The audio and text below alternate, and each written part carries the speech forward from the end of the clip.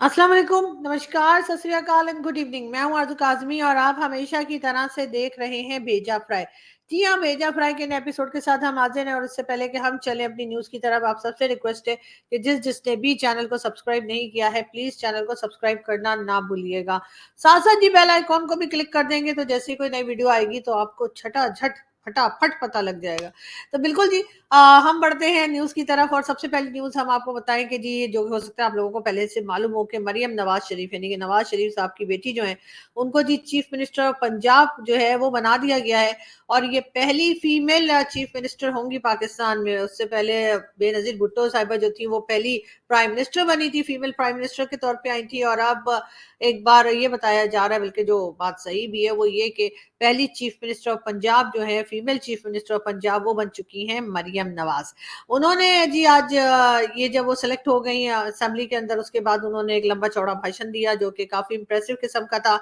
उन्होंने काफी चीजों के वादे किए, खैर वो तमाम ही पॉलिटिशियन करते हैं तो इसलिए हम इंतजार करेंगे कि जो जो वादे उन्होंने किए, जिसमें एजुकेशन सिस्टम को उन्होंने कहा कि वो रिविजिट करेंगी और वो जो टेक्स्ट बुक्स हैं उनको दोबारा चेक किया जाएगा, जो स्टूडेंट्स हैं उनको ज्यादातर को आईटी और कंप्यूटराइज्ड किस्म की एजुकेशन की तरफ लेके जाया जाएगा। उसके अलावा उन्होंने कहा माइनॉरिटीज जो है वो हमारे सर का ताज है। एयर एम्बुलेंस बनाई जाएगी, एयर एम्बुलेंस लॉन्च की जाएगी, ये भी उन्होंने बात की। उसके साथ उन्होंने कई दूसरी बातें भी की, लेकिन लोगों का यही कहना है कि जो वादे किए, अगर उसमें से 50% भी वो कंप्लीट कर देती है तो ये बहुत बड़ी अचीवमेंट होगी। बहरहाल उनके आगे एक काफी अभी टाइम है, अभी तो पार्टी शुरू हुई है जिसे कहते हैं, तो बिल्कुल अभी काफी टाइम है उनके पास और देखते हैं कि वो क्या करती है। लेकिन बहरहाल पहले दिन से ही काम करना पड़ेगा, अदरवाइज टाइम तो एकदम से निकल जाता है और फिर पता लगेगा कि जी असेंबली जो है वो खत्म हो गई। जब भी भाई लोग का मूड होगा आपको तो पता है ना, वो कहेंगे बस बहुत हो गई, निकलो उधर से। तो इसलिए कुछ पता नहीं है कि असेंबली जो पाकिस्तान में जो गवर्नमेंट आती है वो कितने दिन चलने वाली होती है, ये लोगों को नहीं पता होता। तो इसलिए जिसने काम अपनी कुछ परफॉर्मेंस दिखानी है तो शुरू से ही काम करके परफॉर्मेंस दिखा देनी चाहिए, अदरवाइज किसी का कुछ पता नहीं है। साथ सेनेट के लिए भी बात की जा रही है, सेनेट के चेयरमैन के लिए। जी हाँ, आप जैसे जानते हैं काकड़ साहब का, अनवारुल्लाह काकड़ साहब का नाम जो है वो भी आ रहा है, साथ साथ सरफराज बुख्ती साहब का नाम भी लिया जा रहा है कि हो सकता है कि उनको सेनेट का चेयरमैन लगा दिया जाए। अब देखते हैं कि भाई दोनों में से कौन ज्यादा अच्छे बूट पॉलिश करता है, इसलिए कि हैं दोनों भाई लोग के, दोनों जो है यानी कि अनवारुल हक काकड़ साहब भी और साथ साथ सरफराज बुख्ती साहब भी, दोनों के बारे में यही कहा जाता है कि जी वो स्टैब्लिशमेंट के बंदे हैं, जी एजेंसीज के बंदे हैं, वही लगा रहे हैं। तो अब देखते हैं कि ये बात कहाँ तक सही साबित होती है। वैसे तो खैर बहुत लोगों को मालूम है और सभी जानते हैं, लेकिन बात ये कि दोनों में से आखिर मटके में से नाम निकलेगा किसका, ये देखने वाली बात है। वैसे इससे पहले तो लग रहा था कि काकड़ साहब काफी तेज जा रहे हैं, लेकिन अब सुनने में आया है कि सरफराज भुट्टी साहब जो हैं उनके चांसेस ज्यादा बढ़ गए हैं। बात हम करेंगे अपने कुलीग, मीडिया कुलीग, अपने साथी जर्नलिस्ट और दोस्त, जी हाँ, असद तूर साहब की। असद तूर को जो है अरेस्ट कर लिया गया है और उसकी वजह ये बताई गई है कि उन्होंने कोई, कहा ये जा रहा है उनके ऊपर जो इल्जाम लगाया गया वो ये कि जी उन्होंने कोई मुहिम चलाई थी जजेस के खिलाफ और उन्होंने अपने ट्वीट्स में या अपने कह लीजिए कि वीलॉग जो बनाते हैं उसके अंदर कोई बात की। वैसे मुझे तो ऐसी कोई बात ना दिखी, ना मैंने कोई ऐसा कुछ सोशल मीडिया पर देखा, लेकिन बहरहाल असद के ऊपर ये एलिगेशंस लगाकर असद को पहले तो बुलाया गया हेडक्वार्टर में, वहां पे उनसे काफी बातें बातें पूछी गई, इन्वेस्टिगेशन चलती रही उनकी और उसके बाद 6-8 घंटे के बाद जो है उनको अरेस्ट कर लिया गया। उनकी जो लॉयर है ईमान मजारी, उन्होंने बताया कि जी असद को अरेस्ट कर लिया गया है और सुबह वो लोग यानी कि कल, बल्कि अब तो आज ही हो गया, आज सुबह उनकी जो कहना चाहिए जो रिहाई है या उनको उनको उनके लिए ज़मानत लाके और उनको जो है घर वापस लाने की कोशिश की जाएगी, जो कि होपफुली हो जाएगी। लेकिन बहरहाल ज़रा-ज़रा सी बात पे जो है मुझे समझ नहीं आती कि आजकल जर्नलिस्ट के पीछे पड़े हुए हैं, साथ ही साथ सोशल मीडिया जो है ट्विटर उसको भी डाउन कर रखा है। वो तो हम लोग टैलेंटेड इतने हैं पाकिस्तानी कि हम जुगाड़ लगा लेते हैं, हाँ, जुगाड़ लगा-लगा के हम लोग जो हैं वो हर थोड़ी देर के बाद जाकर हम ट्विटर को चेक कर लेते हैं वीपीएन वगैरह लगा के। लेकिन अब ये भी न्यूज़ चल रही है कि जी अब वीपीएन को भी कंट्रोल करने की कोशिश की जा रही है। अब किस-किस की आवाज़ को दबाया जाएगा, किस-किस तरह से लोगों को रोका जाएगा कि बात ना कर पाएँ, लोगों का ख्याल था शायद इलेक्शंस हो जाएँगे, तो मसला हल हो जाएगा। लेकिन अब लोगों का कहना है हो सकता है गवर्नमेंट बन जाएगी तो मसला हल हो जाएगा। लेकिन न जाने ये प्रॉब्लम कब सॉल्व होगी और कब पाकिस्तान के लोग जो हैं वो सुकून से रह पाएंगे। फिलहाल तो ऐसा कुछ होता हुआ हमें दिखाई नहीं दे रहा। बात हम करेंगे जी, जाहिर है कि आपसे 2 दिन से आप लोग देख रहे हैं कि जो लाहौर में तमाशा चला, जी हाँ, लाहौर में जिस तरह से एक लड़की को परेशान किया गया, उसके ड्रेस के ऊपर बातें की गई, उसको ये कहा गया कि जी ये तो कुरानी आयत लिखी हैं या कुछ कुरान में, हालांकि उस पे लिखा हुआ था हलवा। अब हलवा अरबिक में कहते हैं कि जी खूबसूरत को कहते हैं या हलीवा कहते हैं, तो वो खूबसूरत को कहते हैं, लेकिन अगर उर्दू में भी पढ़ जाए उसको, क्योंकि वो लिखने में तो उर्दू और अरबिक एक जैसी होती है, तो वो हलवा लिखा था। और हमारे मुल्ला जो है वो हलवा बहुत खाते हैं। आप सबको पता ही होगा कि बहुत बुरी तरह से हमारे मौलवी जो हैं वो हलवा खाते हैं। तो ये जितने लोग वहां पे जमा हुए थे उस लड़की को तंग करने के लिए, वो हलवा पढ़ नहीं सकते, सिर्फ हलवा खा सकते हैं। तो उनको देख लेना था कि क्या है। बहरहाल बहुत बुरा हाल किया उन बेचारों का, बहुत उन्हें परेशान किया गया और आखिर में वो जो मौलवी और उनके साथ ये जो आपको नजर आ रहे हैं खौफनाक शक्ल के लोग, जी हाँ, इनको कहा जा रहा है कि ये टीएलपी के थे, यानी कि तहरीक लब्बैक के थे। और इन लोगों ने जो है शोर मचा दिया और इन्होंने कहा, वो वीडियो तो खैर मैं आपको यहाँ नहीं दिखा सकती, लेकिन आप सोशल मीडिया पे देख सकते हैं। और फिर कहा कि जी इसको माफी मांगनी होगी, वरना वही सरतन से जुदा वाले जो थे ना, वो सारा वो सब कुछ सिस्टम जो था वही चलाने की कोशिश की जा रही थी। बहरहाल वो बेचारी जो थी, उनका कोई कसूर नहीं था, उस पर कोई कुरानी आयत नहीं लिखी थी, फिर भी उनको माफी मांगनी पड़ गई। और उन्होंने, ये देखिए यहाँ पर बैठ के ये जो खौफनाक मौलवी बैठे हुए, ये मुल्ला जो हैं जिन्होंने पाकिस्तान का बेड़ा गर्क किया है, इनके साथ बैठ के उनको माफी मांगनी पड़ी, उनको यकीन दिलाना पड़ा कि जी जी मैं मुस्लिम हूँ, मेरे ससुर भी मुस्लिम है, मेरा खानदान भी मुस्लिम है, और हम लोग जो है यह बिल्कुल 200% मुसलमान है और हरगिज हमने ऐसा कुछ नहीं किया। तब जाके उसकी जान छूटी। ये अलग बात है कि बहुत से लोग जो हैं, इवन बहुत से जो रिलीजियस स्कॉलर्स हैं, वो भी ये कह रहे हैं कि गलत हुआ है, माफी उन लोगों को मांगनी चाहिए थी जिन्होंने उस लड़की को तंग किया। वो अपने हस्बैंड के साथ कहीं शॉपिंग पे गई थी, उसके बाद किसी रेस्टोरेंट में बैठ के वो लोग कुछ खा पी रहे थे कि इतनी देर में कुछ आ गए लोग वहां पर, उन्होंने शोर मचाना शुरू कर दिया उनके ड्रेस के ऊपर। जबकि ये ड्रेस जो है ये सऊदी अरब में, यानी कि जो एमबीएस है, जी हाँ, सऊदी अरब में ये ड्रेस बनता है और वहाँ की ब्रांड है। ये देखिए, ये है वो ड्रेस, और इस पे पूरे में जिस तरह से लिखा हुआ है अलीवा, वही यही ड्रेस इस लड़की ने भी पहन रखा था। लेकिन जाहिर है कि मौलाना और जहालत ये दोनों साथ साथ चलते हैं पाकिस्तान में। तो इसीलिए वो जो जाहिल लोग आए थे, उन्होंने उस बेचारी को इतना तंग किया कि उसको अपनी जान बचानी मुश्किल हो गई।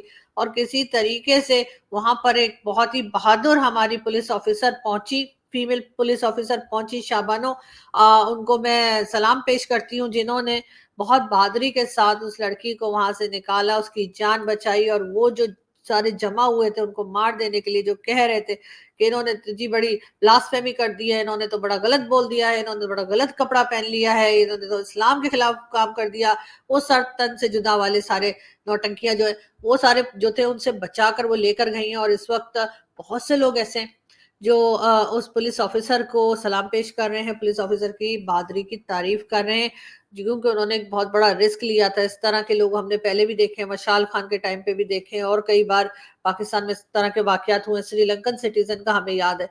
लेकिन शुक्र ये कि उस लड़की की जान बच गई और वो पुलिस ऑफिसर भी खैर खैरियत से रही। और लेकिन पाकिस्तान में ये चीजें रुकेंगी नहीं। पाकिस्तान में ना ये पहला वाकया है, ना ये आखिरी वाकया। जब तक इन लोगों को अरेस्ट करके सजा नहीं दी जाएगी, तब तक कुछ नहीं होगा। और अभी जब मैं वीडियो बना रही हूँ, अभी तक तो मैंने किसी के अरेस्ट होने की खबर सुनी नहीं, सिवाय हमारे दोस्त असद तूर की। जी हाँ, जर्नलिस्ट को अरेस्ट कर लेते हैं, जर्नलिस्ट जरा सा कुछ बोल दे, अदालत को बोल दे, फौज को बोल दे, एजेंसी को बोल दे, या कोई किसी भी पॉलिटिशियन को जिसके पास पावर है उनके ऊपर कोई क्रिटिसाइज कर दे, तो उसको चाहे 2-1 घंटे के लिए सही, लेकिन अरेस्ट कर लेते हैं। लेकिन अगर आप ये मौलवी जो हैं ये कुछ भी करते फिरे, ये मुल्ला माफिया लोगों को धमकियां देते फिरे, इनको कुछ भी नहीं कहा जाता, ना इन्हें अरेस्ट करते हैं, ना इनके ऊपर कोई फाइन लगता है, ना इनको डराते हैं, ना धमकाते हैं, ना मना करते हैं, कुछ नहीं होता। और इसी वजह से इस तरह के वाकयात जो हैं वो पाकिस्तान में बढ़ते चले जा रहे हैं। कम होने का नाम ही नहीं ले रहे। मगर खैर बड़े अफसोस की बात है, जबकि दूसरी तरफ हम सऊदी अरब को देखें तो सऊदी अरब में काफी चेंजेस आगे। देखिए ये मॉडल जो है, इसने सऊदी अरब का फ्लैग लिया हुआ है जिसपे कलमा लिखा है, लेकिन सऊदी अरब से कोई नहीं उठा कि हम ये कर देंगे और हम वो कर देंगे। हम एक क्लिप आपको दिखाते हैं। ये हमारे बड़े अच्छे एक आर्टिस्ट हुआ करते थे, उमर शरीफ साहब। मैं तो उनकी बहुत फैन हूँ, बहुत से इंडियन दोस्त भी उनके बहुत फैन है। और देखिए ये अरेबिक लैंग्वेज के बारे में क्या कह रहे हैं। एमिरेट्स का अनाउंसमेंट सबसे प्यारा लगता है। हमारी औरतें तो फौरन दुपट्टा ले लेती हैं उसमें, और हमारे लोग जेब से निकाल के टोपियां पहन लेते हैं, क्योंकि अरब की लैंग्वेज का मसला है। हम जब फर्स्ट टाइम वहां गए थे 79 में, तो एक जगह अरबी लिखी थी तो मैं चूमनी शुरू कर दी, तो किसी ने मुझे समझाया कि भाईजान ये बाथरूम है। मैं कहा अच्छा माफ कर। लेकिन मुझे एमिरेट्स अच्छी लगती है। जी, तो ये थे उमर शरीफ साहब, और एक उन्होंने एक अपने अंदाज में बड़ा खूबसूरत तरीके से बताया कि अरेबिक एक लैंग्वेज है, और अरेबिक लिखे होने का मतलब हरगिज़ ये नहीं है कि हर जगह कुरान में से कुछ ना कुछ लिखा हुआ है। ज़ाहिर है अरेबिक लैंग्वेज है तो वो 100 तरह की चीज़ें, उसमें हर चीज़ हर बात उसी में लिखी होती है। तो ये समझ लेना, किसी को भी अगर किसी ने कोई ड्रेस पहना हुआ है या कोई उसके पास कुछ हैंड बैग है या कोई ऐसी चीज़ है जिस पे अरेबिक लिखी है, तो उसका हरगिज़ ये मतलब नहीं होता कि जी कुरान में से आयतें उठा के और उसमें लिख दी गई हैं। लेकिन हमारे लोगों की जहालत को क्या कहें, 21 तोपों की सलामी है हमारे जाहिल लोगों को, इसके अलावा तो कुछ नहीं कहा जा सकता। हम बात करेंगे साजिद तारड़ साहब की। जी हाँ, साजिद तारड़ साहब आजकल इंडिया में हैं और बहुत अच्छा लग रहा है। हम उनसे हर दूसरे दिन कोशिश करते हैं कि थोड़ी सी बात हो जाए ताकि पता लगे कि अब कौन सी स्टेट में है, अब कौन सी सिटी में है, और बिल्कुल ऐसा ही है। लेकिन आज एक क्लिप भी मैं आपको दिखाती हूँ साजिद तारड़ साहब के साथ जो हमारी बात हुई, उसमें से एक क्लिप आप पहले देखें फिर हम बात करते हैं। अब मैं अब क्या कहूं, ये मैंने कल पता चला है। आईएमएफ क्यों दे रहा है आपको पैसे? आईएमएफ इसलिए दे रहा है कि आप यूक्रेन को असला देंगे। आप अमेरिका के साथ आपने डील बनाई है कि आपके उनके पास और रशियन पुरानी चीज, उनके पास मशीनरी है और आपके पास उनके गोले मौजूद हैं उन चीजों की। वो आप उनको असला देंगे, उसके ट्रेड में आप आईएमएफ से पैसे वो आपको दे रहा है। वो रिश्तेदार है आपके। आपका क्या ख्याल है, आईएमएफ वाले आपके कजन है? वो आपके फूफी के लड़के हैं वो आपके। आप बेचते हैं चीजें, वो खरीदते हैं, वो खरीदार है। वो तो अपने इंटरेस्ट में बातें करते हैं। ये कल की खबर चल चुकी है, ये पहले ही उड़ रही है खबर इंटरनेशनल लेवल पे कि आप यूक्रेन को असला देंगे और उन्होंने आपको आईएमएफ के पैसे दे दिए। तो मतलब हमने नहीं सुधरना, हम नहीं नहीं, क्या सुधरना। बहुत शुक्रिया sir ji. My pleasure, thank you. मैं लेकिन यही आरजू के मैं अगली तब नहीं, थैंक यू सो मच आरजू। मेरे तो फिर दुखड़े जो है कम नहीं होते, फिर वो तो चलते ही रहते हैं। लेकिन मैं इंदौर में हूँ कल तक इंशाल्लाह। तो मैं उसके बाद मेरा प्रोग्राम है अमृतसर और चंडीगढ़ जाने का। तो इंशाल्लाह मैं जहां जहां भी जाऊंगा वहां से आप अपने देखने वालों से मोहब्बतों का इजहार करते रहेंगे। आरजू, दो चीजें बताना चाहूंगा खासकर कि एक दोस्त मुसलसल मुझे मैसेजेस करते हैं कि हम यहाँ हैं, मिले जाए। मैं इतना उनका शुक्रगुजार हूँ। कल बल्कि एक दोस्त है, बल्कि कश्मीरी पंडित थे, वो कल मुझे मिलने आए और 2 घंटे इंतजार करते रहे मेरा। कल वो ओबराय के अंदर मैं मिला उनसे, बात हुई उनसे। तो मैं वेरी हम्बल। और दूसरा आखिरी बात जो आपको बताऊंगा कि कल एक मेरे ट्वीट के ऊपर कोई डॉक्टर साहब है हमारे भारतीय, उन्होंने एक बहुत बड़ा मेरे बारे में स्टेटमेंट दी जो कि मैं वेरी हम्बल मैं शेयर करना चाहूंगा। उन्होंने कहा कि इस दौर के अंदर कि अगर महात्मा बुद्ध जो थे, जो लॉर्ड बुद्ध थे, अगर किसी मुसलमान फैमिली में पैदा होते तो वो साजिद तारड़ होना था। तो मैं समझता हूँ मेरे लिए बहुत बड़ी डिग्री, बहुत बड़ा एहसान, क्योंकि और उसकी वाकई ही बात ठीक है कि आरजू मैं हर मजहब का एहतराम करता हूँ, हर इंसान का एहतराम करता हूँ, और मेरे मैसेज में सिर्फ प्यार के अलावा कुछ भी नहीं होगा। और मैं बिलीव करता हूँ कि if as a living human, if you don't have any ability to love each other, then you are not a decent human.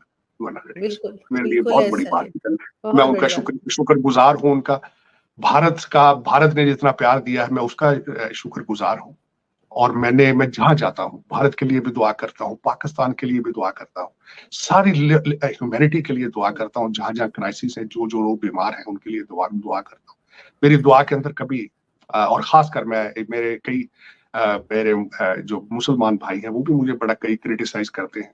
तो उनके लिए अर्ज ये है, मैंने कहीं बहुत अरसा पहले पढ़ा था कि जो किसी के लिए दुआ करता है उसको अपने लिए दुआ करने की जरूरत नहीं। बिल्कुल। और मैं मुसलसल आरजू सारी दुनिया के लिए दुआ करता हूँ जहां जाता हूँ। मेरी दुआ के अंदर कभी ना पैसा हुआ है ना लालच हुई है कभी, और मैं इन चीजों पर बिलीव भी नहीं करता। और मैं समझता हूँ, मैं कल कैनेड प्लेस किया था न्यू दिल्ली में और मुझे वहाँ 3-4 लोगों ने रिकॉग्नाइज किया, इतना प्यार है और मैं इतना शुक्रगुजार हूँ उनका, और मैं अपनी जिंदगी में कभी उनका एहसान उतार नहीं सकूँ। बिल्कुल ऐसे ही सर, भारतीयों के दिल बहुत बड़े, और वो मुझे भी इतना प्यार देते हैं, मैं भी उनकी बहुत शुक्रगुजार हूँ। हम बहन बस भाई हैं कि मैं हमेशा ये कहता हूँ हम एक माँ के 2 बच्चे हैं, हमेशा ये कहता हूँ, और वाकई ही इसमें कुछ शक नहीं, वाकई कुछ। बिल्कुल ऐसे। जी, तो ये थे साजिद ताड़ साहब, जो एक तरफ से ये भी उन्होंने बताया कि किस तरह से पाकिस्तान जो है वो यूक्रेन को जो है वो असला देगा, और ज़ाहिर है ये खबर भी काफ़ी टाइम से चल रही है और अभी तक पाकिस्तान ने कोई कंफर्मेशन नहीं दी है, लेकिन बहरहाल जो लोग जानते हैं, अंदर की न्यूज़ जानते हैं, उनको पता है कि ऐसा ही हो रहा है। और फिर उन्होंने बताया कि वो भारत में हैं और कितना प्यार भारत के लोग उन्हें दे रहे हैं। बहुत बड़ा दिल है भारत का कि वो पाकिस्तानी अगर कोई चला जाए भारत में घूमने-फिरने या किसी भी कहना चाहिए कि खेल खेलने जाते हैं, कई और दूसरी चीज़ों में, स्पोर्ट्स में, तो बहुत प्यार मिलता है लोगों को। और मैं तो खैर अभी गई भी नहीं हूँ और आई डोंट नो मैं कभी जा पाऊँगी या नहीं, लेकिन इसके बावजूद मुझे बहुत लोग मैसेजेस करते हैं, बहुत अच्छे मैसेजेस करते हैं, बहुत ख़्याल करते हैं। मैं जब बीमार हो जाऊँ, मेरी खाँसी अक्सर हो जाती है, तो उसके लिए बहुत से लोग मुझे बताते हैं कि एहतियात करें, ये ना खाएँ, वो ना पिएँ, और बहुत प्यार मिलता है और बिल्कुल बहुत ज़्यादा अपनायत मिलती है। तो उन सबका भी मैं बहुत शुक्रिया अदा करूँगी कि जो इतना ख़्याल करते हैं और अपने एडवाइसेस भी देते रहते हैं कि किस तरह से मज़ीद हम अपने शो को बेहतर बना सकते हैं। खैर, यहाँ से हम चलते हैं और आपसे मुलाकात होगी नेक्स्ट वीडियो में। अपना बहुत सारा ख़्याल रखिएगा, हँसते रहिए, मुस्कुराते रहिए और कोशिश कीजिए कि हम आपस में जो भी हम हिंदुस्तानी, पाकिस्तानी ख़ास तौर पे, क्योंकि हमारी ज़बान जो है वो हम एक-दूसरे की बहुत अच्छे से समझते हैं, एक-दूसरे की हरकतों को भी समझते हैं। तो हम एक-दूसरे के लिए जो है कुछ बेहतर करें, हम एक-दूसरे के लिए एक-दूसरे के दिल ना दुखाएँ, एक-दूसरे को जो है वो हम दोस्त समझें। मुझे तो खैर बहुत अच्छे दोस्त मिले हैं भारत से।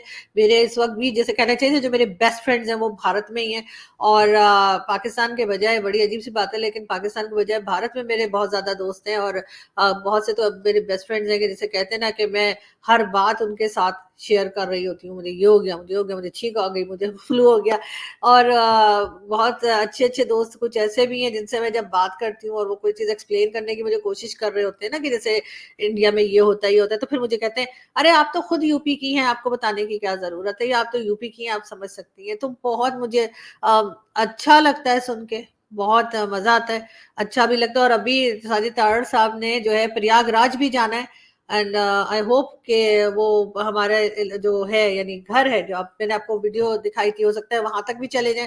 अब वो मुझे नहीं मालूम कि प्रयागराज में कड़ा कितनी डिस्टेंस पर है, वहां वो जा पाएंगे या नहीं जा पाएंगे, लेकिन बहरहाल मैं उनसे कहूंगी और उसके बाद प्रयागराज से वो मेरे लिए मट्टी भी लेकर आएंगे वहां की। और बहुत इंतजार है मुझे, और देखें अब नेक्स्ट जो सिटी या नेक्स्ट स्टेट है वो कौन सी है जिसमें साजिद ताड़ साहब जाएंगे, और वो जैसे ही जाएंगे हम शो लेकर हाजिर होंगे आपके पास। यहाँ से मैं चलती हूँ, हंसते रहिए, मुस्कुराते रहिए, और अपनी दुआओं में हमें याद रखिए, क्योंकि हमें बस आपकी दुआएं हैं जो हमें चाहिए। Thank you.